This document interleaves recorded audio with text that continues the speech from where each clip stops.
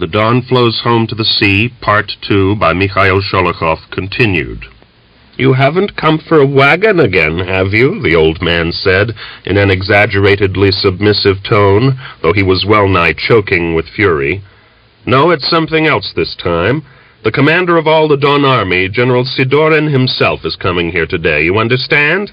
I've just received a document by courier from the district ataman, ordering all the old men and the women down to the very last to assemble for a meeting." "Haven't they got any sense?" Panteleimon shouted. "Who's going to organize a village assembly at such an urgent time? Is your General Sidorin going to provide me with hay for the winter?" "He'll provide you with as much as he'll provide me," the ataman replied calmly. "What I'm ordered to do, that I do. Unharness your animals. We must welcome him hospitably. They say, by the way, that allied generals are traveling with him." Panteleimon stood by the wagon for a moment, thinking it over, then began to unharness the bullocks. Seeing his remarks had had effect, the ataman cheered up and asked, "Is there any chance of borrowing your mare?" "What do you want her for?" "They've ordered us, may they sit on a hedgehog, to send 2 troikas as far as Durnoy Del to meet them. But where I'm going to get the tarantasses and horses, I've no idea. I was up and running about before dawn. I've soaked my shirt 5 times, and still I've only got hold of 4 horses. Everybody's out at work, and you can shout as much as you like." The mollified Panteleimon agreed to let the ataman have his mare, and even offered his small springed tarantass. After all, it was the commander-in-chief of the army who was coming, and foreign generals with him, too, and Panteleimon always had a feeling of fluttering respect for generals.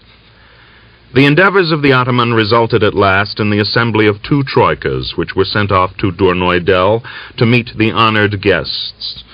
The people gathered in the square. Many of them left their haying to hurry in from the steppe. Turning his back on the work, Panteleimon dressed himself up, put on a clean shirt, striped cloth trousers, and the cap which Griegor had once brought home as a present for him. Then he limped off sedately to the market square, after ordering his old wife to send Darya out with water and food for Dunya. Soon a heavy dust was whirling up along the track and moving in a cloud towards the village. Through the dust something metallic gleamed, and from afar came the monotonous note of a car horn. The guests were riding in 2 new-looking, gleaming dark blue cars. Driving round the mowers returning home from the steppe, the empty troikas bounced along far behind them, and the postal bells, which the ataman had acquired for this solemn occasion, tinkled dismally beneath the yokes. There was a perceptible stir among the crowd in the square. A hum of talk arose, and children's merry shouts. The distracted ataman wandered through the crowd, collecting the worthy elders who were to be entrusted with the presentation of bread and salt. His eyes fell on Panteleimon, and he gladly seized on him. "Help me out, for Christ's sake. You're a man of experience. You know the ways. You know how to hobnob with them and all that sort of thing. And besides, you're a member of the regional administration, and your son's a... Please take the bread and salt, for I've always been a nervous sort, and I'm all trembling at the knees." Flattered beyond words by this honor, Panteleimon refused at first, for decency's sake. Then, seeming to draw his head down between his shoulders, he swiftly crossed himself and took the dish with its bread and salt covered by an embroidered hand towel.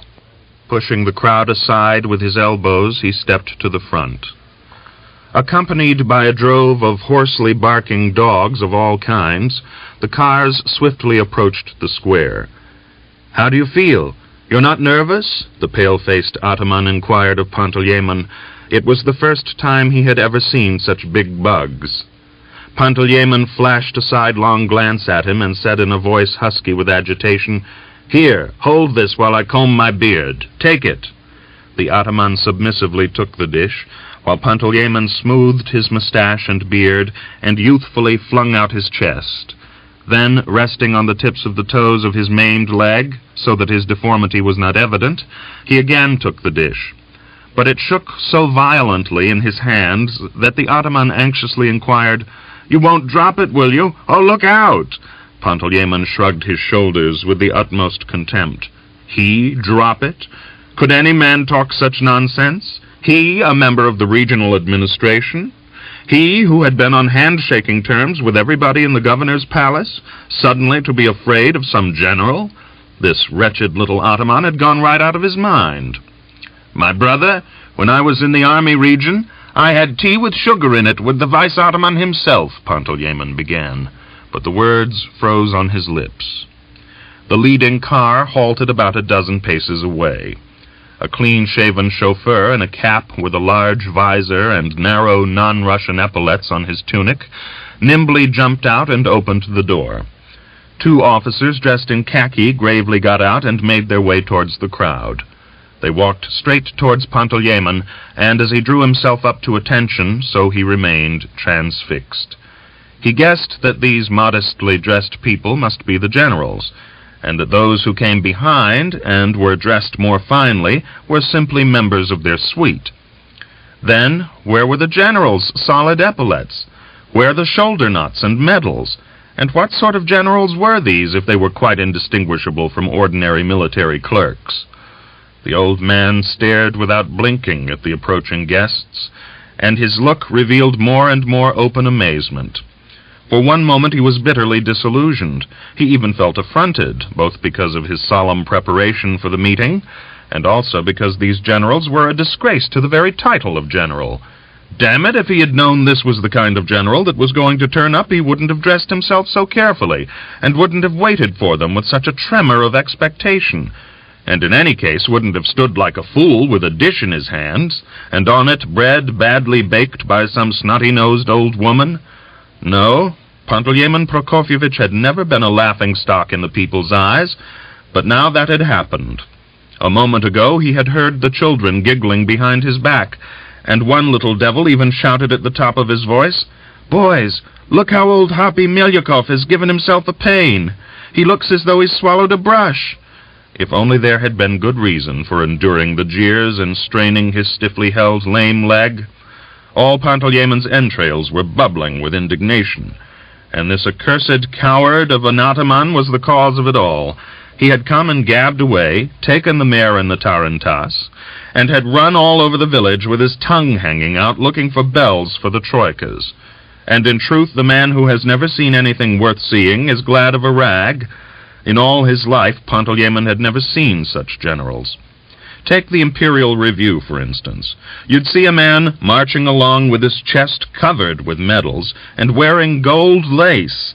It did your heart good to look at him. He was an icon, not a general. But these, all in gray like jackdaws. One of them hadn't even got a proper cap with a visor, as he should have when in dress uniform, but a kind of top hat under muslin. And his face was shaved quite bare. You couldn't have found one little hair, even if you'd searched with a lantern. Panteleimon's face clouded, and he all but spat with disgust. But someone gave him a hard jog in the back and whispered in a loud voice, "Go on, take it to them." He stepped forward. Looking over his head, General Sidorin ran his eyes around the crowd and uttered in a ringing voice, "Greetings, worthy elders." "We wish you health, Your Excellency," the villagers shouted in a ragged chorus. The general graciously accepted the bread and salt from Panteleimon's hands, said thank you, and passed the dish to his adjutant. After handing over the bread and salt, Panteleimon fell back to mix with the crowd. He did not stop to listen while some Vyazhenska orator welcomed the visitors in the name of the Cossack population of the Vyazhenska district, but made his way to the troikas standing a little distance off. The horses were covered with foam, and their flanks were sunken. The old man went up to the mare, rubbed her nostrils with his sleeve, and sighed. He felt like cursing, unharnessing the mare at once, and leading her home, so great was his disillusionment. Meantime, General Sidorin was making a speech to the inhabitants of Tatarsk.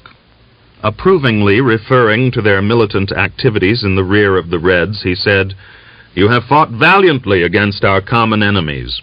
Your services will not be forgotten by your native land, which is gradually being liberated from the Bolsheviks, from their terrible yoke. I should like to present tokens of our gratitude to those women of your village who, as we know, were especially prominent in the armed struggle against the Reds. I ask our Cossack heroines, whose names will be announced in a minute, to step forward." One of the officers read out a short list. The first name was that of Darya Melyukhova. The others were widows of Cossacks killed at the beginning of the rising, women who had participated, like Darya, in the massacre of the communist prisoners driven to Tatarsk after the surrender of the Syerdobsky regiment. Darya had not driven out to the fields as Panteleimon had ordered her. She proved to be on the square, among the crowd of village women, and she was attired as though the day were a holiday. The moment she heard her name called out, she pushed the women aside and boldly walked to the front, tidying her white lace-edged kerchief as she went, half-closing her eyes and smiling a little with embarrassment. Tired as she was after her journey and amorous adventures, she was still devilishly good to look at. Her pale cheeks, untouched by sunburn, reflected the hot glitter of her questing eyes, and in the willful curl of her painted eyebrows and in the folds of her smiling lips lurked something challenging and unclean. Her way was barred by an officer standing with his back to the crowd. She gently pushed him aside, saying, "Let a soldier's widow pass," and she went right up to Sidorin. He took the medal with its St. George ribbon from the adjutant, and with fumbling fingers pinned it to the left breast of Darya's jacket, gazing with a smile into her eyes. "So you're the widow of Ensign Melyukhov, who was killed in March?" "Yes." "In a moment you will be given a monetary reward, 500 rubles. This officer will give it to you. The military ataman Africano Petrovich Bagayevsky and the government of the Don express their thanks to you for the great valor you have shown and ask you to accept their sympathy. They deeply sympathize with you in your sorrow." Darya did not understand all the general said to her. She thanked him with a nod of her head, took the money from the adjutant's hand, and, smiling silently, gazed straight into the eyes of the still youthful general. They were of almost the same height, and Darya examined the general's gaunt face with no great constraint. "They've valued my Pyotr cheap, at no more than the cost of a yoke of bullocks. But he's not bad-looking, this general, quite passable," she was thinking with her native cynicism. Sidorin waited, expecting her to go, but she still lingered. The adjutant and other officers, standing behind him, raised their eyebrows, drawing one another's attention to the sprightly widow. Their eyes twinkled merrily. "May I go?" Darya asked. "Why, yes, of course," Sidorin permitted hurriedly. With an awkward movement, Darya thrust the money into the neck opening of her jacket and went back to the crowd. Weary with speeches and ceremonies, the officers closely followed her light, gliding walk. Martin Schamel's widow approached Sidorin uncertainly. When the medal was pinned to her old jacket, she broke into tears, so unceremonious and so femininely bitter that the officers' faces at once lost their amused expressions and grew serious, sympathetically sour. "So your husband was killed too?" Sidorin asked, his face clouding. The weeping woman covered her face with her hands and nodded silently. "She's got so many children you couldn't get them all into one wagon," a Cossack remarked in a deep voice. Shortly afterwards, the guests departed for the district center. The people hurriedly began to disperse, hastening to get on with the mowing, and soon after the cars, escorted by a horde of clamorous dogs, had disappeared. Only 3 old gaffers were left standing by the church fence. "Strange days these are," one of them said, throwing out his arms expansively. "In the old days, when there was a war on, they gave the Cross of St. George or a medal for really big deeds, for heroism, and the men they gave them to, the most daring, the most desperate. It wasn't for nothing that the people made up the saying, 'Either come back with a cross or remain dead on the field.' But these days they've started pinning crosses on women. It wouldn't be so bad if the women had done anything, but the Cossacks drove prisoners into the village and the women killed the prisoners, unarmed men with stakes.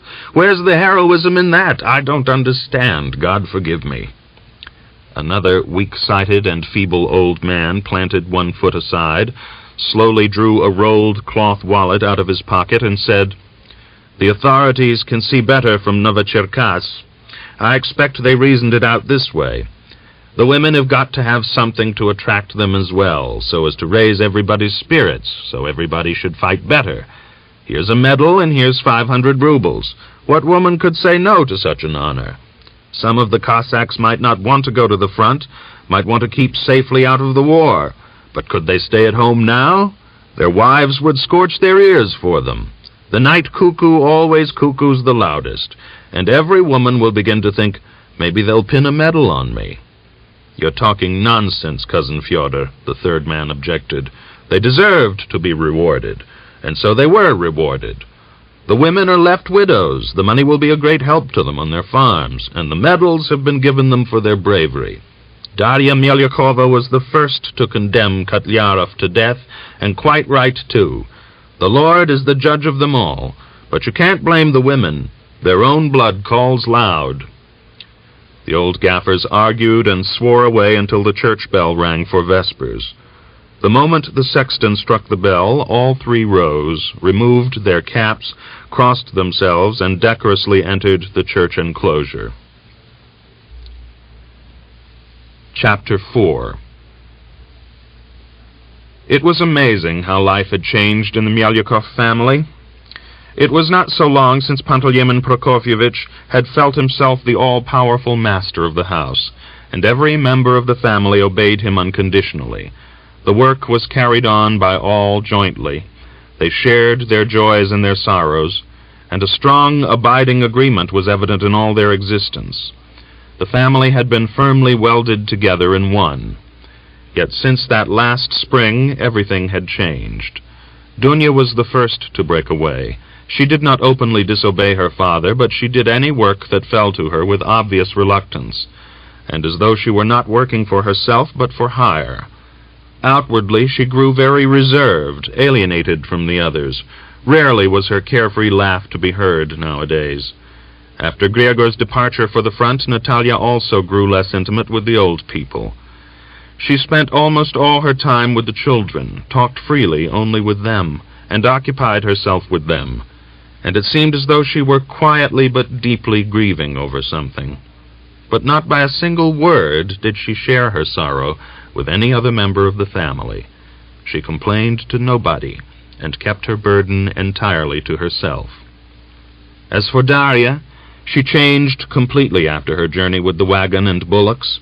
She contradicted her father-in-law more and more frequently, paid no attention whatever to Ilinichna, was cross with everybody for no apparent cause, avoided taking part in the haying on the score of sickness, and behaved as though she had only a few more days to spend in the Melyakov house. Before Panteleimon's very eyes, the family was breaking up. He and his old wife were left alone.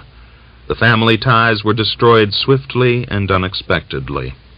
The warmth of their relationships was gone. Touches of irritation and hostility crept more and more into their conversation. They did not sit down at the common table as in former times, like a single friendly family, but like people who happened to find themselves together by chance. The war was the cause of it all. Panteleimon realized that well enough. Dunya was annoyed with her parents because they had robbed her of the hope of marrying Mishka Kashevoy, the one man whom she loved with all the intensity of her virgin passion. With her native secrecy, Natalia was silently and deeply suffering because of Gregor's latest entanglement with Aksiniya. Panteleimon saw it all, but he could do nothing to restore the old order in his family. In very deed, after all that had occurred, he could not give his consent to his daughter's marriage with an inveterate Bolshevik. And besides, what use would it be if he did consent, seeing that the devil of a bridegroom was dashing about somewhere at the front, and in the Red Army into the bargain? The same applied to Gregor. If he hadn't been wearing an officer's uniform, Panteleimon would have dealt properly with him. He would have dealt with him so thoroughly that afterwards Gregor would not even have squinted at the Astachov's yard. But the war had messed up everything, and robbed the old man of the possibility of living and ruling his house as he desired. The war had ruined him. had robbed him of his former zest for work, had taken his elder sons from him, had brought discord and disorder into his family. It had passed over his life like a storm over ripened wheat. Yet even after a storm, the wheat rises again and is beautiful under the sun. But now the old man could not rise. He mentally let everything slide. So be it. Daria cheered up after receiving her award from the hands of General Sidorin. She returned excited and happy from the square. Her eyes glittering, she showed Natalia the medal. "What have you got that for?" Natalia asked in amazement. "That's for my cousin Ivan Alexeyevich, may he rest in peace, the son of a bitch, and this is for Pyotr." With a flourish, she unfolded the packet of crackling Don credit notes. But even then, Daria did not go out to the fields. Panteleimon wanted to send her out with food, but she flatly refused. "Let me be, father, I'm worn out after the journey." The old man's face clouded. To soften her rough refusal, Daria said half-jokingly, "On such a day it's a sin for you to force me to go out to the fields. Today's a holiday for me." "I'll take the food myself," the old man agreed. "Well, and what about the money?" "What about the money?" Daria raised her eyebrows in surprise. "I ask, what are you intending to do with the money?" "That's my affair. I'll do what I like with it." "But that is, what do you mean? Didn't they give you the money for Pyotr?" "They gave it to me, and it's not for you to dispose of it." "But are you one of the family, or what?" "And what do you want of this one of the family, father? To take the money for yourself?" "I don't mean the lot. But was Pyotr our son or not, in your view? The old woman and I ought to have a share, shouldn't we?" The old man's claims were made in an obviously uncertain tone, and Daria resolutely took the upper hand. In a contemptuously calm voice, she said, "I shan't give you anything. I shan't even give you a ruble. You've got no share in this, or he'd have put it in your hand. And why are you kicking up a fuss about your share? No one said anything about shares, and you needn't stretch your hand out for my money. You won't get it." Then Panteleimon made his last attempt. "You live with us, you eat our bread, and that means everything ought to be in common. What sort of order will there be if each begins to run his own affairs separately? I won't allow that," he said. But Daria repulsed this final attempt to take possession of money which belonged to her. Smiling shamelessly, she announced, "I'm not married to you, father. I live with you today, but tomorrow I shall get married, and then you'll be glad to set eyes on me. And I'm not bound to pay you for my food. I've worked 10 years for your family, never straightening my back." "You've worked for yourself, you sinful hussy!" Panteleimon shouted indignantly. He shouted something else also, but Daria did not stop to listen to him. Sweeping up the edge of her skirt, she swung round right under his nose and went off to the best room. "He tried it on the wrong woman," she whispered with a sneering smile. There the conversation ended. And truly, Daria was not the one to yield her rights out of fear of the old man's anger. Panteleimon made ready to drive off to the fields. But before his departure, he had a short talk with Ilinichna. "You keep an eye on Daria," he ordered. "Why, what am I to keep an eye on her for?" Ilinichna asked in astonishment. "Why, just in case she gets out of hand and leaves home and takes some of our property with her. It looks to me as if she wasn't spreading her wings for nothing. It's clear she's found a young man for herself, and one of these fine days she'll be getting married." "You may be right," Ilinichna agreed with a sigh. "She lives like any chachol on the outskirts of the village. Nothing pleases her. Everything's all wrong for her. These days she's cut off from the rest of us, and no matter how much you try, you can't stick a piece of bread back on the loaf again." "There's no reason why we should try to stick her on again. You old fool, don't you think of holding her back if she talks about it. Let her leave the house. I've had enough of having to handle her."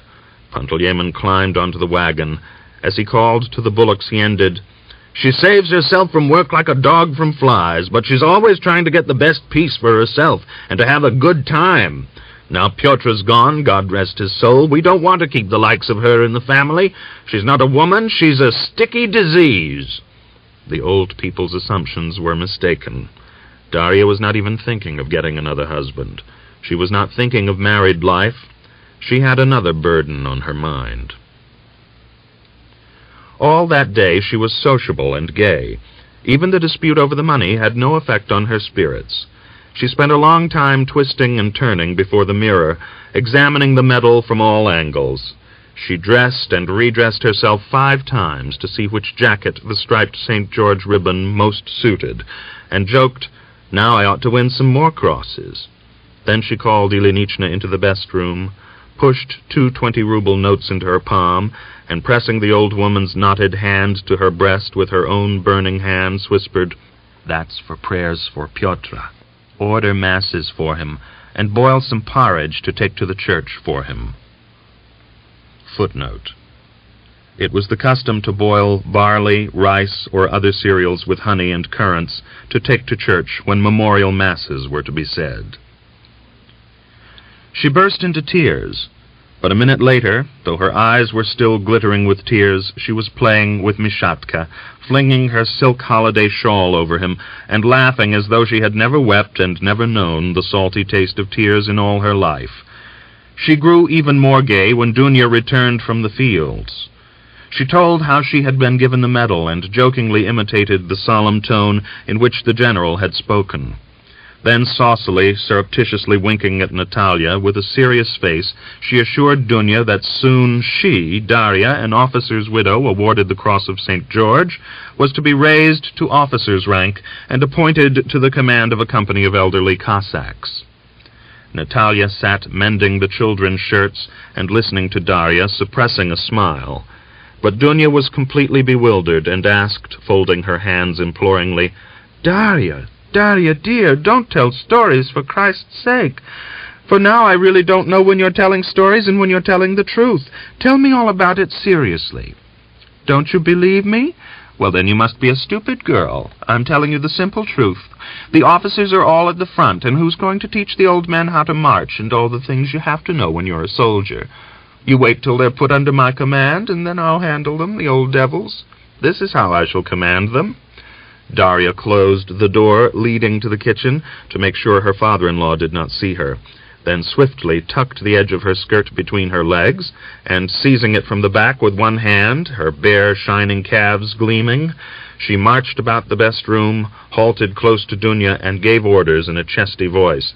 "Old men, attention! Raise your heads higher! March in a circle to the left!" Dunya could not control herself, and she burst into laughter, hiding her face in her hands. Through her laughter, Natalia said, "Oh, that's enough. No good will come of it." "So no good will come of it? And have you ever known any good in your life? If you don't let yourself go, you'll go moldy in this house." But Darya's outburst of gaiety ended as suddenly as it had begun.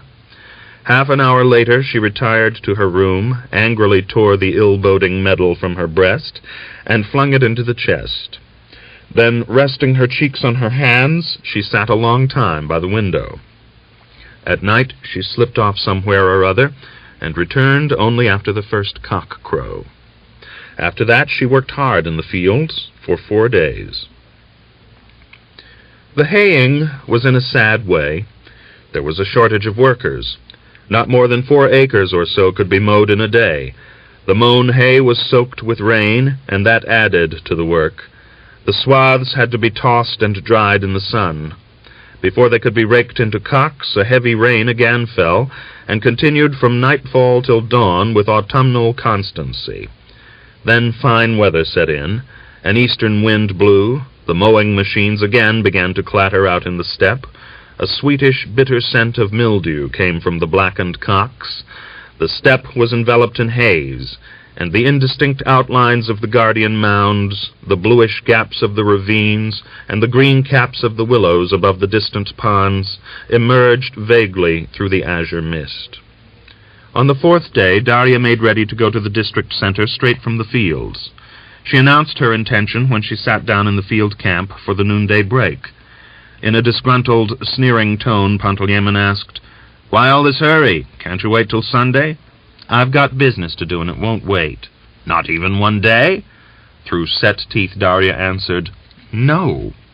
"Well, if it's worrying you so much that you can't be the least bit patient, you go. But all the same, what is this urgent business you've got to see to? May we be informed?" "If you know everything, you'll die before your time." As always, Darya did not mince her words, and spitting with annoyance, Panteleimon cut his questions short.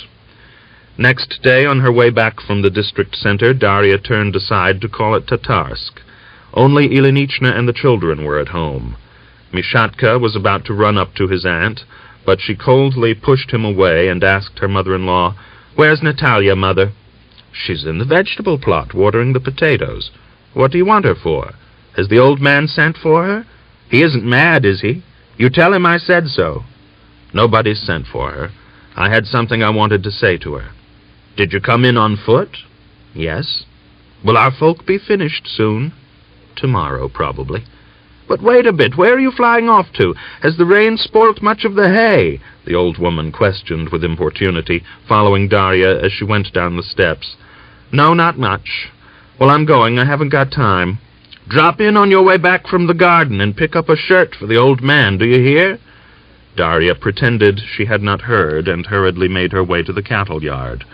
By the landing place at the river edge, she halted, and half-closing her eyes, looked at the green expanse of the dawn. The freshly humid air above the river struck a chill into her. She slowly made her way along the bank to the gardens. Over the dawn a wind was wandering, seagulls were wheeling. The water crawled lazily up the sloping bank. Enveloped in a transparent lilac haze, the chalky hills gleamed faintly beneath the sun, and the rain-washed forest on the farther bank showed youthfully and freshly green, as in early spring. Darya removed her shoes from her aching feet, washed her legs, and sat a long time on the bank, on the burning shingle. Shading her eyes from the sun with her palm, she listened to the seagulls' yearning cries, to the measured lap of the water. She was moved to tears at the stillness, at the heart-rending cries of the gulls, and the misfortune which had so unexpectedly come upon her seemed still more burdensome and bitter. Natalia straightened her back with difficulty, leaned her mattock against the wattle fence, and, noticing Darya, went to meet her. "Do you want me, Dasha?" "I've come to you with my trouble." They sat down side by side. Natalia took off her kerchief, tidied her hair, and glanced expectantly at Darya. She was amazed at the change which had occurred in Darya's face during the past few days. Her cheeks were sunken and gray, a deep frown knitted her forehead. There was a feverish, anxious glitter in her eye. "What's the matter with you?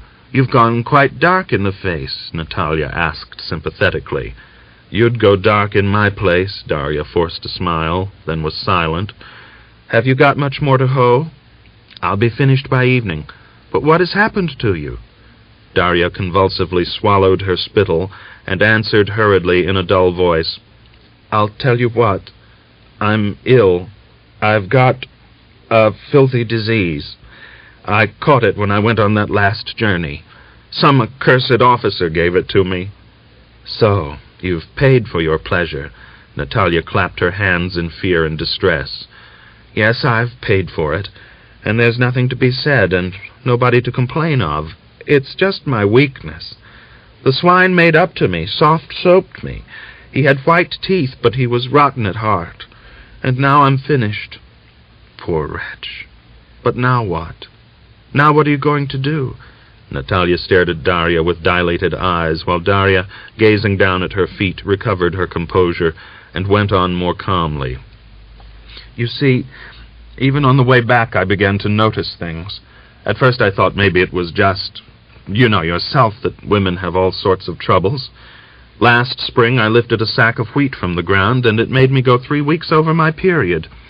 Well, but afterwards I realized that it wasn't quite the same this time. The signs appeared, and yesterday I went to see the doctor at the district center. I could have died with shame. But it's all over now. The good girl has got her reward." "You must get cured of it, only it's such a disgrace. They say that sort of disease can be cured." "No, girl, you can't cure mine." Darya smiled wryly, and she lifted her burning eyes for the first time during the talk. "I've got syphilis, and there's no cure for that. Your nose drops off with that, like old Mother Andronocha. Have you ever seen her?" "Now what will you do?" Natalia asked in a weeping voice, and her eyes filled with tears. Darya sat silent for a long time. She tore a convolvulus flower from the maize stalk around which it had entwined itself, and raised it close to her eyes. The tender, rosy-fringed trumpet of the tiny flower, so translucently light, almost imponderable, gave off a heavy, fleshy perfume of sun-drenched earth. Darya stared at it eagerly and curiously, as though she had never seen a common and insignificant convolvulus before, then carefully laid it on the wind-dried, crumbling earth, and said, "What shall I do, you ask? As I came back from the district center, I was thinking and planning all the way. I'll lay hands on myself. That's what I'll do. It's a pity, but there seems to be no other way out. It doesn't matter if I do try to get cured. Everybody in the village will find out. They'll all point their finger at me. They'll turn their backs and laugh. Who will want me in the state I am now? My beauty will fade. I shall wither completely. I shall rot alive. And I don't want that." She spoke as though she were discussing the question with herself, and paid no heed to Natalia's gesture of protest. "Before I went to Vyashenska, I thought that if I had got a filthy disease, I'd get cured, and that's why I didn't give Father the money. I thought it would come in useful to pay the doctors. But now I've changed my mind, and I'm fed up with it all. I don't want to get cured." Darya swore a terrible masculine oath, spat, and with the back of her hand wiped away a tear hanging on her long eyelashes. "The things you're saying! You ought to be afraid of God," Natalia said quietly. "He, God, is no use to me now. As it is, he's got in my way all my life." Darya smiled, and in that smile, mischievous and crafty, for 1 second Natalia recognized the old Darya. "You couldn't do this, and you couldn't do that. Everybody frightened you from sinning with talk of the day of judgment, but you couldn't think of anything more terrible than the judgment I'm going to carry out on myself. I'm fed up with it all, Natalia. Everybody's turned horrible. It'll be easy for me to do away with myself. I've got nobody behind me or before me, and nobody to tear out of my heart. But it's true." Natalia argued ardently, pleaded with Darya to think it over, and to put the thought of suicide out of her mind. But Darya, who listened abstractedly at first, collected herself and angrily interrupted. "Drop all that, Natalia. I haven't come here for you to talk me out of it and plead with me. I came to tell you about my trouble and to warn you that from today on you mustn't let your children come near me. My disease is infectious, so the doctor says, and I've heard say it is myself, and I don't want them to catch it from me. Don't you see, stupid? And you tell the old woman I haven't got courage enough. But I'm not going to put my head in a noose at once. Don't think that. There's plenty of time for that. I'll live a little longer and enjoy myself in the world, taking my farewell of it. You know what we're like. So long as there's no tugging at our heart, we go on blindly. Look at the life I've lived. I've been sort of blind, but as I was coming back from Vyashenska along by the dawn, and as I thought that soon I would have to leave all this, it was as though my eyes had been opened. I looked at the dawn, and it was all rippling, and in the sunlight it was pure silver, and dancing so that it made the eyes smart to look at it. I turned all round and looked. Lord, how beautiful it all was, and yet I'd never noticed it before." Darya smiled shamefacedly and was silent. She clenched her fists, and choking down the sobbing rising in her throat, began to speak again in a still higher and more strained voice. "Already, along the road I'd cried more than once. As I came near the village, I looked and saw the tiny children bathing in the river, and as I looked at them, my heart suddenly ached, and I burst into a bellow like a fool. I lay a couple of hours on the sand. It's not easy for me if I stop to think." She rose from the ground, shook out her skirt, and with a habitual movement adjusted the kerchief on her head.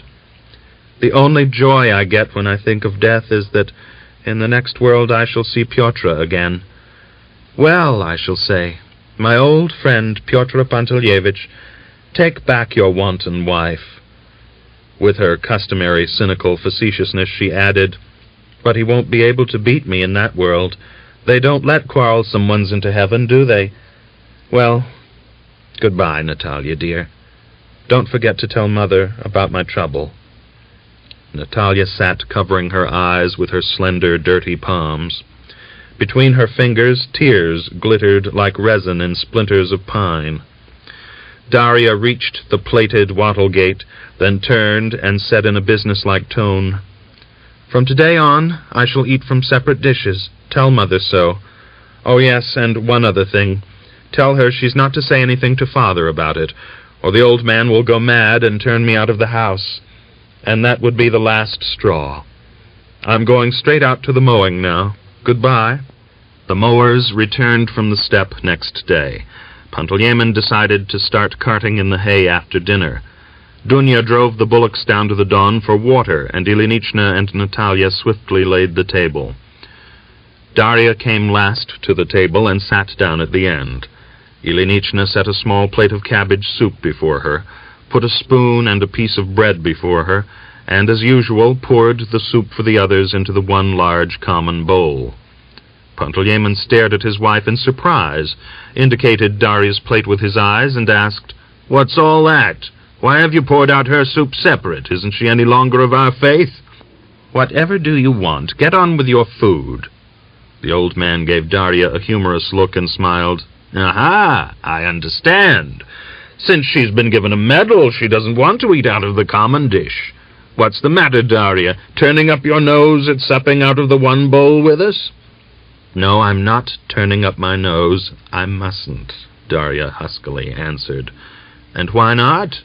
"My throat hurts." "Well, and what of it?" "I went to Vyashenska to see the doctor, and he said I was to eat out of a separate dish." "I had a sore throat once, but I didn't keep away from everybody else, and glory be, I didn't give it to anybody else. So what sort of chill have you got?" Darya turned pale, rubbed her lips with her palm, and laid down her spoon. Angered by her husband's importunity, Ilinichna shouted at him, "What are you plaguing the woman for? We get no peace from you, even at the table. He sticks like a burr, and there's no getting away from him." "But what's all the fuss about?" Pantelyevich barked irritably. "For all I care, you can do what you like."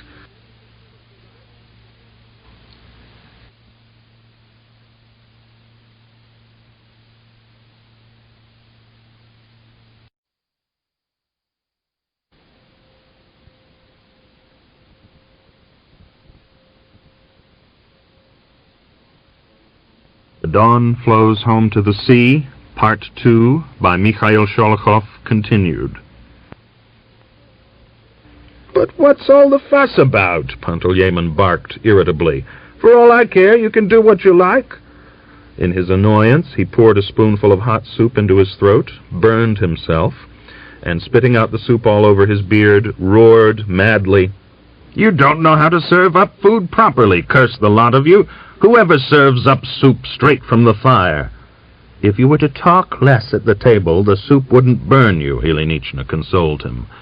Dunya almost burst into laughter as she watched her father, his face a vivid purple, collect the cabbage and pieces of potato out of his beard. But everybody else was so straight-faced that she refrained, and turned her eyes away for fear of laughing at an awkward moment. After dinner, the old man and both his daughters-in-law drove off to bring in the hay. Pantelyevich passed the hay on a long pitchfork up to the wagon, while Natalia took the fusty-smelling pile and trod it down. She and Darya returned from the fields together. Pantelyevich had driven on far ahead with his old, long-striding bullocks. The sun was setting behind the mound. The bitter wormwood scent arising from the mowed steppe grew stronger towards evening. Yet at the same time it grew milder, more pleasant, and lost the choking pungency it had had during the day. The heat was declining. The bullocks moved willingly, and, thrown up by their hoofs, the heavy dust of the summer track rose and settled on the clumps of wayside thistles.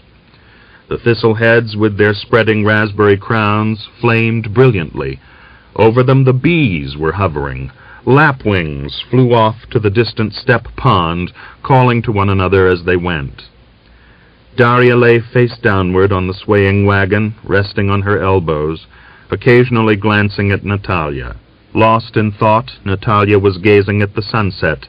Coppery crimson lights roved over her calm, clear face. But Natalia's happy. She's got a husband and children. There's nothing more she wants. Everybody in the family loves her. But as for me, I'm finished. When I die, nobody will shed a tear. As Darya thought enviously of her sister-in-law, she suddenly felt a desire stirring within her to embitter Natalia somehow, to cause her pain. Why had she, Darya, got to be the only one to struggle with attacks of despair, to think incessantly of her ruined life and suffer so cruelly? She took another swift glance at Natalia, and said in a tone which she tried to make sound sincere, "I want to make a confession to you, Natalia." Natalia did not reply at once. Gazing at the sunset, she was recalling that day long ago when she was still Gregor's betrothed, and he had come to her home to see her. When he left, she had gone out to the gate to see him off. That day also the sunset had flamed. A raspberry-colored afterglow had spread in the west, and the rooks had been calling in the willows. Gregor had ridden away, half-turned in his saddle, and she had gazed after him through tears of joyous agitation, and pressing her hands to her pointed virgin breasts, had felt the violent beating of her heart. She was not pleased when Darya suddenly broke the silence, and she reluctantly asked, "Why, what have you got to confess?" "I've committed a sin. Do you remember when Gregor came home from the front on leave? On the evening of that day, I remember I was milking the cow. As I went to the hut, I heard Aksenia calling me. Well, she called me over and gave me this little ring, simply forced it on me." Darya turned the gold ring on her ring finger, "and coaxed me into sending Gregor to her. Well, it was none of my business, and I told him. All that night do you remember he said Kudinov had come, and he had sat talking with him? It was all nonsense. He was with Aksenia." Natalia sat benumbed, white-faced, silently breaking a dry piece of clover in her hands. "Don't be angry with me, Natasha. I'm sorry now that I told you," Darya said humbly, trying to look into Natalia's eyes. Natalia silently choked back her tears. So unexpected and oppressive was the sorrow which had again come upon her, that she had no strength to answer Darya, and only turned away to hide her distorted face.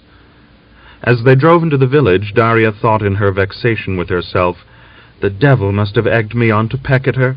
Now she'll stream with tears for a whole month. I should have let her go on without knowing. It's better for such cows to live in their blindness." Desiring to soften the impression her words had made, she said, "But don't you be too upset. What is that to sigh about? My trouble is heavier than yours, but I keep my chin up. And the devil knows. After all, he might not have been with her at all in reality, but did go to see Kudinov. I didn't follow him, and if you're not caught, you're not a thief." "I guessed where he'd gone," Natalia said quietly, wiping her eyes with the corner of her kerchief. "But if you guessed, why didn't you ask him about it? Ah, you good-for-nothing. He wouldn't have wriggled away from me. I'd have got him into such a corner that he'd have felt sick." "I was afraid to know the truth. Do you think it's easy to bear?" Natalia said, stammering with emotion. Her eyes flashed. "You might have lived like that with Pyotr, but when I remember all I've had to go through, it's terrible to bear even now." "Well, then forget it all," Darya naively counseled her. "That's not the sort of thing you ever forget," Natalia exclaimed in a queer, husky voice. "I'd forget it. A lot of fuss over nothing." "You forget your disease." Darya burst into a laugh. "I'd be delighted to, but it won't let me, curse it. Listen, Natasha, if you like, I'll find it all out from Aksenia. She'll tell me, God punish me. There isn't a woman alive who could keep quiet and not tell others who loves her and how. I know from my own case." "I don't want your service. You've already done me one service. Natalia dryly answered. "I'm not blind. I know why you told me about it. It wasn't because you were sorry for me that you confessed as you pretended, but because you wanted to see me more unhappy." "You're right," Darya assented with a sigh. "But you judge for yourself. I'm not the only one who ought to suffer, am I?" She slipped down from the wagon, took the bullock rein in her hand, and led the wearily shambling animals down the hill. At the entrance to their lane, she went up to the wagon and said, "Natalia, dear, there's one thing I want to ask you. Do you love your man very much?" "As best I can," Natalia answered indefinitely. "So you do," Darya sighed. "But I've never happened to love anyone very much. I've loved as a dog loves, just anyhow, as it came along. If I had to live my life over again, I'd be different, too." The black night followed the short summer gloaming. They stacked the hay in the yard in the darkness. The women worked without talking, and Darya made no retort even when Panteleimon shouted at her. Chapter 5. Vigorously pursuing the enemy as they fell back from Ust-Medveditsa, the united forces of the Don army and the Upper Don insurgents moved northward. At Shashkin, the broken regiments of the 9th Red Army attempted to hold up the Cossacks, but they were driven out of their positions and again retreated almost to the Tsaritsyn railway without making any resolute stand. Griagor, with his division, took part in the battle and rendered considerable assistance to General Sutulov's brigade, which was attacked from the flank. Yermakov's mounted regiment, which Griagor ordered into the attack, captured some 200 Red Army men, 4 machine guns, and 11 ammunition wagons. Late in the afternoon, Griagor rode into Shashkin with a group of Cossacks belonging to the 1st Regiment. Close to the house occupied by the divisional staff, a dense crowd of prisoners, glimmering white in their cotton shirts and pants, were guarded by half a company of Cossacks. The majority of the prisoners had been relieved of their boots and had been undressed down to their underclothing, and only here and there a dirty khaki tunic showed a greenish hue among the general whiteness of the crowd. "Why, they've gone as white as geese," Prokorzhikov exclaimed, pointing to the prisoners. Griagor pulled on the reins and turned his horse sideways. Seeking out Yermakov in the crowd of Cossacks, he called him across. "Ride closer! What are you burying yourself behind other men's backs for?" Coughing into his fist, Yermakov rode up. Blood was caked under his meager black mustache, on his crushed lips. His right cheek was swollen and going blue with fresh abrasions. During the attack, his horse had stumbled and fallen under him in full gallop. Flying like a stone a good 15 feet, Yermakov had slid on his belly over the hummocky ground of a cornfield left fallow for the season. He and the horse jumped to their feet simultaneously, and a minute later Yermakov was in the saddle again. Capless, with blood streaming from him, but with his bared saber in his hand, he flew to overtake the flood of Cossack cavalry streaming down the slope. "And why should I bury myself?" he asked with apparent surprise as he drew level with Griagor. His eyes were still aflame with the light of battle and suffused with blood, but he averted his gaze in embarrassment. "The cat knows whose meat she's eaten. What are you riding behind me for?" Griagor asked angrily. "What meat are you talking about? Don't ask me your riddles now. I shan't guess them in any case. I fell off my horse head first today." "Is that your work?" Griagor pointed at the prisoners with his whip. Yermakov pretended that he had not noticed them before and assumed a boundless astonishment. "Well, the sons of bitches! The damned rogues! They've stripped them. But when did they manage to do that? You wouldn't believe it. Why, I only left them a minute ago after giving strict orders that they were not to be touched. And now look at them. They've stripped the poor devils clean. Don't try to pull the wool over my eyes. What are you acting for? Did you give orders to undress them?" "God forbid! Are you in your senses, Griagor Pantelyevich? Do you remember my command?" "You mean in regard to—" "Yes, in regard to that." "Why, of course I remember. I remember it by heart, like the poetry we used to learn at school." Griagor involuntarily smiled. Leaning across his saddle, he seized Yermakov by the strap of his sword-belt. He was very fond of this daring, desperately brave commander. "Lumpy, no wriggling. Why did you allow it? The new colonel they've put in the staff in place of Kopylov will report it, and you'll have to answer for it. You won't be so glad when you're facing the music and it's nothing but questions and cross-examinations." "I couldn't stand it, Pantelyevich," Yermakov answered seriously and simply. "They were all dressed up like new pins. They'd been issued new clothing in Ust-Medveditsa, while my lads were going short. They haven't got much even at home, and they'd have been stripped when they got to the rear in any case. Have we got to capture them for the rear rats to strip them? No. Better that our men should have the use of the clothing. I shall answer for it, but they won't get much change out of me. And don't you come down on me. I know nothing about it and wasn't responsible even in my sleep." They drew level with the crowd of prisoners. The low murmur of talk died away. The men on the flanks made way for the horsemen, staring at them with sullen fear and anxious expectation. One Red Army man recognized Griagor as a commander, and went right up to him, touching his stirrup with his hand. "Comrade Commander, tell your Cossacks to return our greatcoats at any rate. Have that much pity on us. It's cold at night, and we're absolutely naked, as you can see for yourself."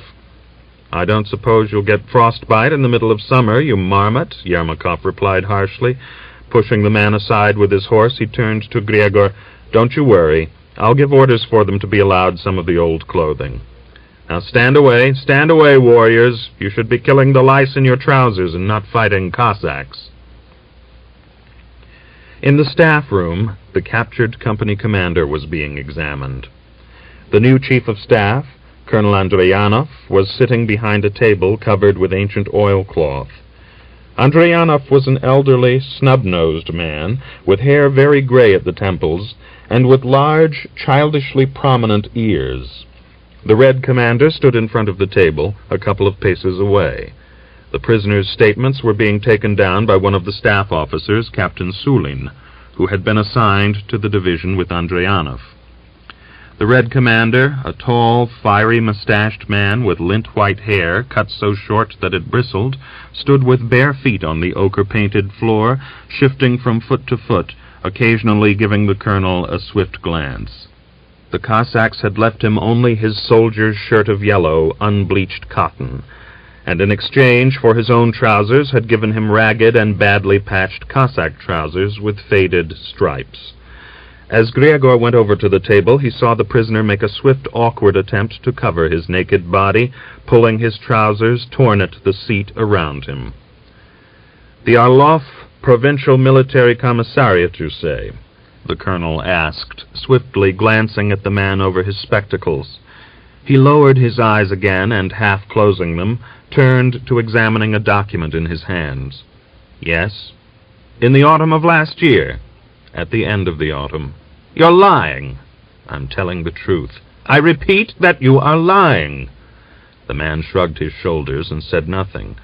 The colonel looked at Griagor and said, nodding contemptuously in the prisoner's direction, "Here, come and admire. A former officer of the Imperial Army, but now, as you see, a Bolshevik. He's got caught, and now he wants to tell us that he was with the Reds by accident, that he was mobilized.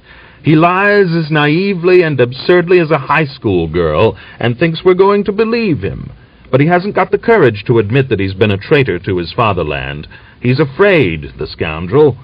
Speaking with difficulty, the man said, "I gather, Colonel, that you've got sufficient courage to insult a prisoner." "I don't talk to scoundrels." "But I've got to speak."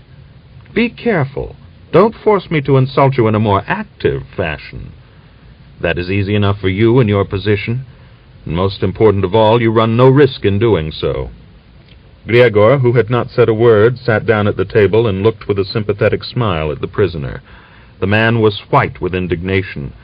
"He's made the colonel sit up," Griagor thought with satisfaction, and felt a touch of malevolent joy as he looked at Andreyanov's fleshy, livid, nervously twitching cheeks. Griagor had disliked his new chief of staff from the moment of their first meeting. Andrianov was one of the class of officers who had not seen the front at all during the World War, but had prudently remained in the rear, pulling strings with influential official and family connections, and clinging with all his strength to a safe post. Even during the Civil War, he had been clever enough to get work in the rear, at Novocherkass, and he was forced to go to the front only after Ataman Krasnov had been removed from power. During the 2 nights Gregor and Andrianov had been quartered together, Gregor had learned from the officer's own lips that he was very devout, that he could not speak of divine worship without tears in his eyes, that he had the most exemplary wife imaginable, that her name was Sofia Alexandrovna, and the deputy Ataman von Grabe himself had once unsuccessfully paid court to her. The colonel had added many fond details of the estate his dead father had possessed, of his own struggle to reach the rank of colonel, of the highly placed personages with whom he had hunted in 1916. He had also informed Gregor that he regarded whist as the finest of all games, cognac distilled from cumin leaves as the most valuable of all drinks, and service in the military commissariat as the most profitable of all appointments. Colonel Andrianov shook at every nearby gunshot, and would not ride a horse more than he could help, giving liver trouble as the reason. He showed continual anxiety to increase the number of the staff headquarters guard, and could hardly conceal his dislike of the Cossacks who, he said, had all been traitors in 1917. Since then he had hated all the lower ranks without discrimination. Only the nobility can save Russia, he said, casually indicating that he also was of noble birth, and that the Andrianov line was one of the oldest and most honorable in all the Don province. Certainly his chief weakness was garrulity, that elderly, uncontrollable, terrible garrulity which afflicts the declining years of a certain class of talkative and unintelligent people who all their lives have been in the habit of passing superficial and facile judgments on everything and anything. Gregor had met many a man of this kidney, and had always disliked them intensely. He tried to avoid Andrianov as much as possible, and succeeded quite well during the day.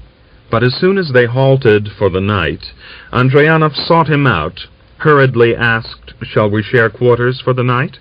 and without waiting for a reply, began. "You say, my friend, that the Cossacks can't be relied on in infantry attacks, but when I was an officer attached to His Excellency's— Hey, someone out there bring in my trunk and bedding." Gregor lay on his back, closed his eyes, and listened, clenching his teeth. Then he disrespectfully turned his back on the indefatigable talker, covered his head with his greatcoat, and thought with dumb fury, "As soon as I get the order for my transfer, I'll hit him on the head with something heavy. Perhaps that'll rob him of speech for a week at any rate." "Are you asleep, divisional commander?" Andrianov asked. "Yes, I'm asleep," Gregor answered in a muffled voice. "Excuse me, but I haven't finished yet." And the story was continued. As Gregor dozed off, he thought, "They've sent me this parrot on purpose. Fitz-Laurov must have taken some step. Well, how can anyone serve with such a rotten apple?" And as he dropped off, he still heard the colonel's penetrating tenor voice sounding like a fine patter of rain on an iron roof. All this explains why Gregor felt such malevolent joy as he heard the captured Red Commander ticking off the talkative Chief of Staff so neatly. Andrianov was silent for a good minute, sitting with eyes half closed. The long lobes of his protruding ears went a brilliant crimson. His white, puffy hand, with a massive gold ring on the index finger, trembled as it rested on the table. "Listen, you mongrel," he said in a voice hoarse with agitation. "I didn't have you brought in front of me in order to indulge in repartee. Don't forget that. Do you realize that whatever happens, you can't get away with it?" "I realize that perfectly." "So much the better for you. In the last resort, I don't care a damn whether you joined the Reds voluntarily or were mobilized. That doesn't matter. What does matter is that through a false conception of honor, you are refusing to talk." "Evidently, you and I have a different conception of questions of honor." "That's because you haven't any honor left, that's all." Judging by the way you were treating me, I doubt whether you ever had any. I take it you want to get to the end quickly. Why should I try to drag it out? Don't try to frighten me. You can't do it.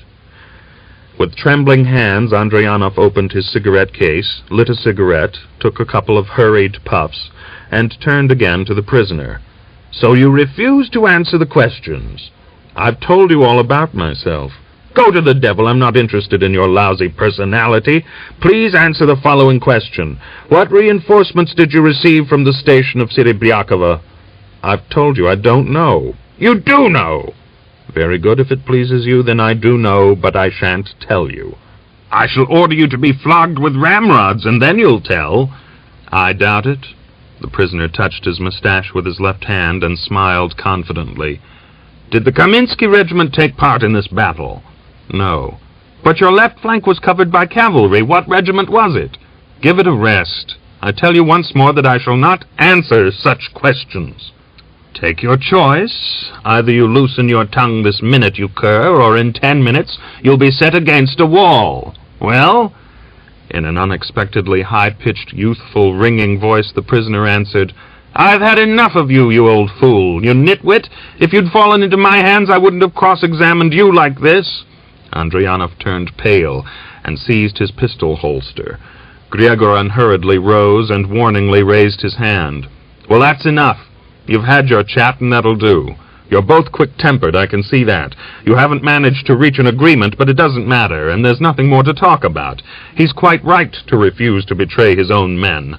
By God, he's fine. I never expected him to stand out like that. But allow me! Andrianov fumed, vainly trying to unbutton his holster. No, I won't allow it, Grigory said cheerfully, going right up to the table and covering the prisoner with his body. There's no point in killing a prisoner. Aren't you ashamed to go for a man in his position? Unarmed, a prisoner, not even left his clothes, and you're raising your hand. Stand aside! That scoundrel's insulted me! Andrianov forcibly pushed Grigory away and pulled out his pistol.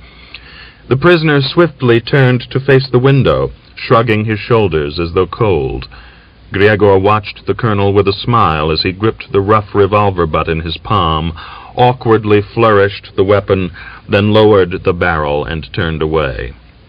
I don't want to soil my hands, he said hoarsely, gaining his breath and licking his dry lips. Making no attempt to restrain the laugh which gleamed under his mustache, Grigory said, You wouldn't have had to.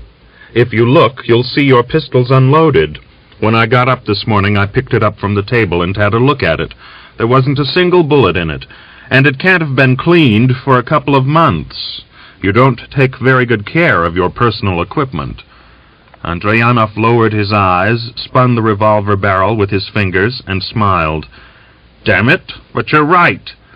Captain Sulin, who had been silently watching, a humorous smile on his lips, rolled up the statement he had been taking down, and said with a pleasant burr, I've told you more than once, Semyon Polikarpovich, that you treat your weapons disgustingly. Today's example is one more proof that I'm right. Andrianov knitted his brows and shouted, Hey! Anyone there of the lower ranks? Here! 2 orderlies and the commander of the guard came in from the front room. Take him away, Andrianov nodded at the prisoner. The man turned and faced Grigory, silently bowed to him, and went towards the door. Grigory had the impression that his lips parted in a hardly perceptible smile of gratitude under his fiery whiskers. When the men's steps had died away, Andrianov removed his spectacles with a weary gesture, carefully cleaned the lenses on a small piece of chamois leather, and said in a jaundiced tone, You defended that scum brilliantly, though that's a matter for your own conscience. But what do you mean by mentioning my pistol in his presence, putting me in an awkward position? That isn't such a great misfortune, Grigory answered in a conciliatory tone. Maybe not, but all the same you shouldn't have done it. Though it's true I might have killed him. He's a loathsome type. I'd been struggling with him for half an hour before you arrived. It was terrible the way he lied and wriggled, giving obviously false information. And when I caught him at it, he flatly refused to speak at all. He said his officer's honor did not allow him to betray military secrets to the enemy. The son of a bitch didn't think of his officer's honor when he hired himself out to the Bolsheviks. I suggest that we have him and 2 others of the command quietly shot. So far as getting the information we want is concerned, they're hopeless in any case. They're inveterate and incorrigible scoundrels, and so there's no point in sparing them. What do you think?" "How did you find out that he was the company commander?" Griagor asked, instead of answering the question. "One of his own Red Army men betrayed him." "I suggest that we have that man shot and spare the commanders." Griagor shot a challenging look at Andrianov. The colonel shrugged his shoulders and smiled as one smiles at a bad joke. "No, but seriously, what do you think?" "Why, exactly what I said." "Excuse me, but on what grounds?" "On what grounds? On the grounds of maintaining discipline and order in the Russian army. When we went to bed yesterday, you, Colonel, talked very much to the point about the sort of order that must be introduced into the army when we've shattered the Bolsheviks, in order to purge the youth of the red infection. I completely agreed with you. Do you remember?" Griagor stroked his mustache, watching the changing expression on the colonel's face, and went on judiciously. "But now what are you suggesting? That way you'll corrupt the men of the army. The soldiers will think they can betray their officers. That's a fine thing to teach them. But suppose we should happen to find ourselves in a similar situation, what then? Excuse me, but I don't agree with the idea." "As you wish," Andrianov said coldly, staring closely at Griagor. He had heard that the insurgent commander had his own standard of morals and was a queer customer, but he had not expected anything like this from him. He only added, "We always have dealt with captured Red commanders like that, especially when they were former officers. Your idea is new to me, and I don't quite understand your attitude in such a seemingly obvious matter." "We killed them in battles if we had the chance, but we never shot prisoners without good reason," Griagor answered, turning livid. "Good. Then we'll send them to the rear," Andrianov agreed. "Now here's another problem. Some of the prisoners, mobilized peasants of Saratov province, have expressed the desire to fight in our ranks. Our 3rd Infantry Regiment is short by 300 bayonets. Do you think it possible, after a careful selection, to assign some of the volunteer prisoners to it? We have got definite instructions on the subject from the army staff." "I shan't take a single peasant into my command. Let the shortage be made up with Cossacks," Griagor flatly declared. Andrianov endeavored to argue with him. "Listen, we won't quarrel," he said.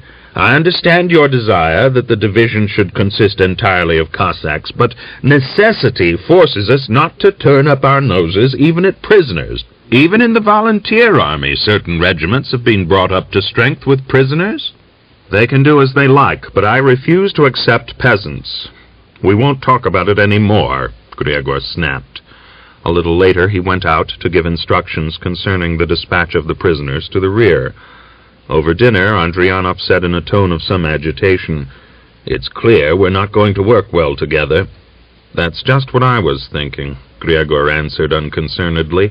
Ignoring Sulin's smile, he fished a piece of boiled mutton out of his plate with his fingers and set to work to crunch the hard gristle with such a wolfish appetite that Sulin frowned as though he had a pain and even closed his eyes for a second.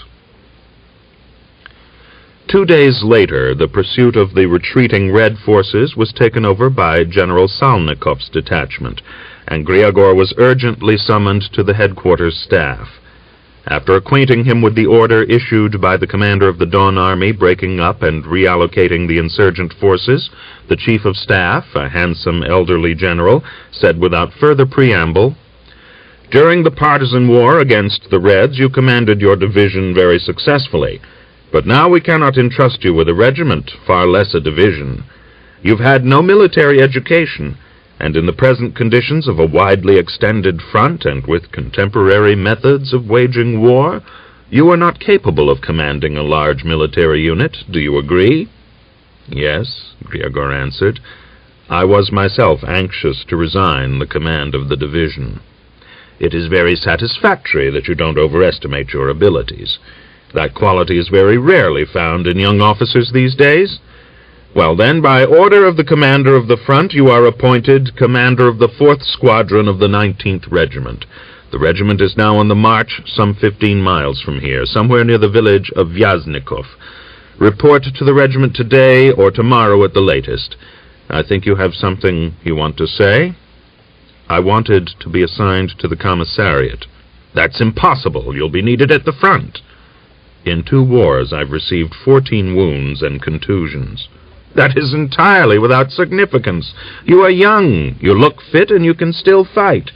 As for your wounds, how many officers haven't got wounds to show? You can go. Good luck. Probably in order to forestall the dissatisfaction which was bound to arise among the Upper Don Cossacks when the insurgent army as such was disbanded, immediately after the capture of Ust-Medveditsa, many rank-and-file Cossacks who had distinguished themselves in the rising were made non-commissioned officers. The sergeants were almost all raised to the rank of ensign, while the officers who had taken part in the rising were also rewarded and raised in rank. Griagor was not overlooked. He was awarded a captaincy, and an army order mentioned his outstanding services in the struggle against the Reds and expressed the gratitude of the command. The disbandment of the insurgent regiments was carried through within a few days. The illiterate commanders of divisions and regiments were replaced by generals and colonels. Experienced officers were appointed company commanders. The battery and staff commands were completely changed, while the rank-and-file Cossacks were allocated to the various Don regiments, which had been reduced far below their full complement during the battles on the Donets River. Late in the afternoon, Griagor assembled the Cossacks of his division, announced the disbandment of the insurgent army, and said in farewell, "Don't bear any grudge against me, brother Cossacks. We've served together. Necessity forced us to. But from today on, we shall be nursing our sorrows separately. The main thing is to take good care of your heads, and not to let the Reds make holes in them. Our heads may be stupid, but there's no point in unnecessarily stopping a bullet with them. We shall yet need them to think with, to do some hard thinking about the next step." The Cossacks listened in dejected silence. When he had finished, they all began to talk at once in voices thick with agitation. "So the old days are coming back again? Where are we to go to now? They're forcing the people to do as they wish, the swine. We don't want to be disbanded. What's this new system they're starting?" Well, boys, we've united to tread on our own necks. "The Excellencies are going to squeeze us again. Hold on now, they'll be pulling out our joints for all they're worth." Griagor waited until there was silence and said, "It's no use your shouting your throats sore. The easy times when we could discuss orders and oppose the commanders are past. Disperse to your quarters and don't let your tongues wag so much, or these days you'll find them getting you to field court-martials and the punishment companies." The Cossacks came up to him in troop order, shook hands with him, and said, "Goodbye, Panteleyevich. Don't think evil of us either. It's not going to be easy for us to do our service under strangers. You shouldn't have let us go. You shouldn't have agreed to resign command of the division. We shall miss you, Melyukhov. The new commanders may be more educated than you, but that won't make it any lighter for us. It'll be heavier, that's the trouble."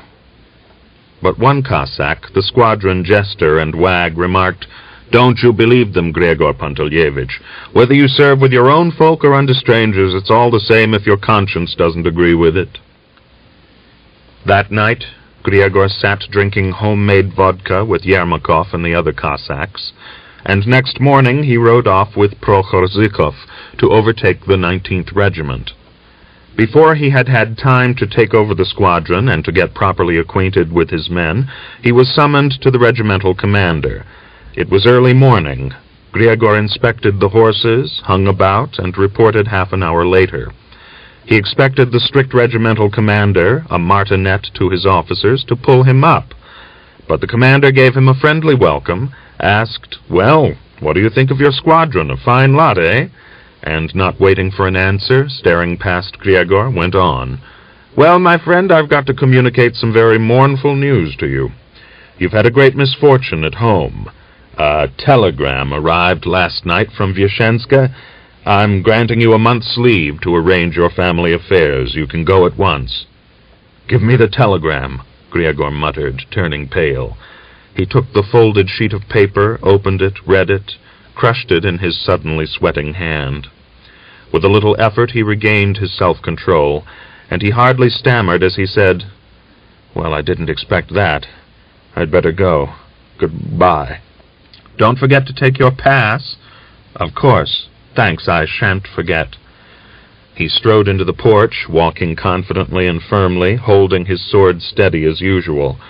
But as he began to descend from the veranda, he suddenly ceased to note the sound of his own steps, and felt as though a sharp pain had struck like a bayonet into his heart. On the bottom step he stumbled.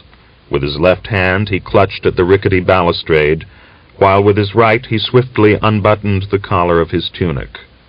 For a minute he stood, breathing deep and fast, but in that minute he seemed to grow drunk with his suffering, and when he tore his hand away from the balustrade and went to the wicket gate where his horse was tethered, he walked heavily, swaying as he went. Chapter 6. For several days after her talk with Darya, Natalia suffered as one does in sleep when oppressed by a bad dream and helpless to awake. She sought a plausible excuse for visiting Prokhor Zhukov's wife and trying to find out from her how Griagor had lived at Vyashenska during the retreat and whether he had seen Aksiniya there or not. She wanted to be convinced of her husband's misdoings, for she both believed and disbelieved Darya's story. It was late in the evening when she made her way to the Zhukov's yard, unconcernedly waving a switch. Her work finished for the day, Prokhor's wife was sitting by the gate. "Hello, soldier's wife," Natalia called. "Have you seen our calf?" "Glory be, my dear, no, I haven't seen it." "He's such a wanderer, curse him. He won't stay at home at all. I haven't any idea where to look for him." "Stop and have a rest. He'll turn up. Would you like some sunflower seeds?" Natalia went and sat down beside her. They fell into women's artless talk. "Any news of your soldier?" Natalia inquired. "Not a word. It's just as though the Antichrist had vanished into thin air. Has yours sent any news?" "No. Grisha promised to write, but so far he hasn't sent one letter. They say our troops have got beyond Ust-Medveditsa, but I haven't heard anything else." Natalia shifted the conversation to talk of the recent retreat across the Don, and cautiously began to ask how the soldiers had lived in Vyashenska, and whether any of the village people had been there. Prokhor's crafty wife guessed what Natalia had come to see her about, and answered warily, curtly. Her husband had told her all about Griagor, but although her tongue was itching to wag, she was afraid to say anything, remembering Prokhor's admonition, "You mark my words, if you say a word of what I've told you, I'll put your head down on the chopping block, pull your tongue out a yard, and chop it off. If any rumor of this reaches Griagor, he'll kill me without thinking twice about it. And I'm fed up with you already, and we've not started to live yet, you understand? You're to be as silent as the grave." "Your Prokhor didn't happen to see Aksiniya Astachova in Vyashenska?" Natalia asked outright, losing all patience. "Why should he have seen her? Do you think he had time for that there? God's truth, I know nothing, Mironovna, and you mustn't even ask me about it. You can't get any sense out of my white-headed devil. The only words he knows are give and take." When Natalia left her, she was even more vexed and agitated, but she could remain no longer in ignorance, and she was driven on to go and see Aksiniya herself. Living in neighboring huts, they had met frequently of recent years. On such occasions they silently bowed to each other, or sometimes exchanged a few remarks. The days when they had refused to greet each other and had exchanged hateful glances were gone. Their mutual hostility had lost its original asperity, and when she went to see Aksiniya, Natalia hoped she would not drive her away or talk of indifferent things, but would talk about Griagor. She was not mistaken in her expectation. Making no attempt to hide her astonishment, Aksiniya invited Natalia into the best room, pulled the curtains, lit the lamp, and asked, "What good has brought you here?" "I have no cause to come with good to you." "Your words sound bad. Has anything happened to Gregor Pantelyevich?" Such deep, unconcealed anxiety was there in Aksiniya's question that Natalia realized all. In one phrase, Aksiniya had revealed all herself, all she lived for and all her fears. After that, there was essentially no point in asking about her relations with Gregor. Yet Natalia did not go, and after a momentary hesitation she said, "No, my husband's alive and well. Don't be alarmed." "I'm not alarmed. What are you hinting at? It's for you to be concerned about his health. I've troubles enough of my own." Aksiniya spoke easily, but feeling the blood rushing to her face, she swiftly went to the table. Standing with her back to her visitor, she spent a long time adjusting the lamp wick, although it was already burning quite well. "Is there any news of your Stepan?"